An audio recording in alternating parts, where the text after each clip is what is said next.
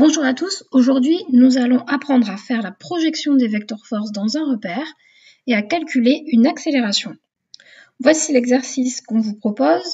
On vous parle d'un skieur de masse m égale 80 kg qui dévale une piste de ski. On vous dit qu'il est animé d'un mouvement rectiligne uniformément accéléré dans le référentiel terrestre supposé galiléen. On négligera toutes les forces de frottement. On va vous demander de faire le bilan des forces appliquées au skieur, ensuite d'appliquer la seconde loi de Newton pour trouver les coordonnées de l'accélération du skieur, et ensuite de réaliser une application numérique qui va vous permettre de calculer l'accélération. Alors pour faire le bilan des forces, on vient de vous dire que le système étudié était le skieur et qu'on négligerait toutes les forces de frottement. Il n'est donc soumis qu'à son poids et à la réaction du support. Ensuite, vous devez faire un schéma qui représente ces deux vecteurs force et n'oubliez pas d'ajouter le repère. Pour la question 2, on vous demande l'accélération et donc d'utiliser la seconde loi de Newton qui vous dit que la somme vectorielle des forces extérieures subies par le système est égale au produit de sa masse et de son accélération. Alors la formule générale, ça va être la somme des forces extérieures égale m fois a, et appliqué à notre système, ça va donner donc le vecteur poids plus le vecteur de réaction, n, va être égal à m fois l'accélération.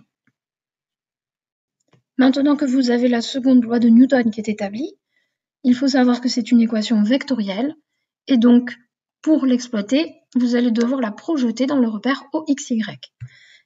Ainsi, la première étape va être de trouver les coordonnées de trois vecteurs, le vecteur poids, le vecteur réaction et l'accélération dans ce repère.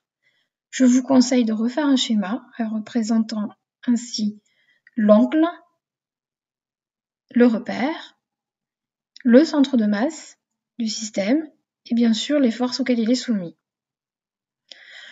Alors pour exprimer le vecteur poids, vous allez devoir le décomposer en deux vecteurs, un qui est selon OX et l'autre qui est selon OY. Ainsi, vous allez avoir P, vecteur P, qui est égal au vecteur Px plus le vecteur Py.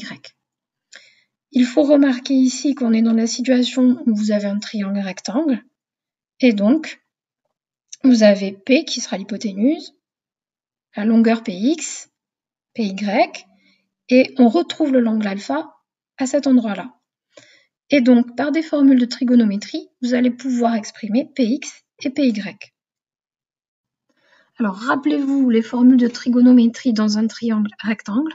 Le sinus de l'angle alpha, il va être égal à la longueur du côté opposé à l'angle alpha, donc Px, sur l'hypoténuse, qui est donc P ici. Et le cosinus alpha va être égal au rapport de la longueur du côté adjacent à l'angle alpha, donc Py, sur l'hypoténuse, qui est toujours P. Ainsi, vous pouvez exprimer Px et Py. Vous allez donc avoir les coordonnées du vecteur poids, qui va être Px égale P fois sinus alpha, et Py qui va être égal à moins P cos alpha. Attention, il y a un signe moins, puisque le vecteur Py, il est de sens opposé à l'axe OY de votre repère. Pour les coordonnées du vecteur réaction du support, donc vecteur n, c'est un petit peu plus facile, puisque comme le vecteur n est perpendiculaire à l'axe OX, il n'a pas de composante selon OX, ainsi nx va être égal à 0, et il a exclusivement une composante selon OY, donc ny va être égal à n. Pour l'accélération, vu que vous ne connaissez pas son expression, vous écrivez ax et ay. Maintenant que vous avez les coordonnées des trois vecteurs qui entrent dans la seconde loi de Newton, vous allez pouvoir projeter cette seconde loi sur l'axe OX. Et donc ça devient Px plus Nx va être égal à m fois Ax. Évidemment, vous remplacez les valeurs de Px et Nx et Ax, et vous obtenez Mg fois sinus alpha est égal à m fois Ax. Vous pouvez bien sûr simplifier la masse. Et vous remarquez que l'accélération, a priori, ne dépend pas de la masse du skieur. Vous faites exactement la même chose, mais sur l'axe OY, et vous obtenez l'expression de AY. Ainsi, vous avez les coordonnées du vecteur accélération. Pour la dernière question, on vous donne les valeurs des angles alpha, on vous donne également la norme de la réaction du support, donc n égale 612,8 newtons, et on vous demande d'en déduire la valeur de l'accélération. On prendra G égale à 10 newtons par kilo. Je vous rappelle également que la masse du skieur était de 80 kg.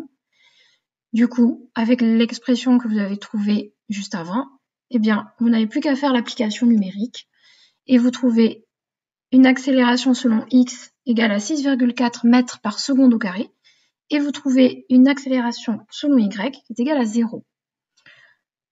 Ainsi, la norme de l'accélération, elle est calculée par la relation racine de ax carré plus ay carré et vous trouvez 6,4 mètres par seconde au carré. Voilà, maintenant c'est à vous d'essayer de refaire tout ça tout seul. À bientôt!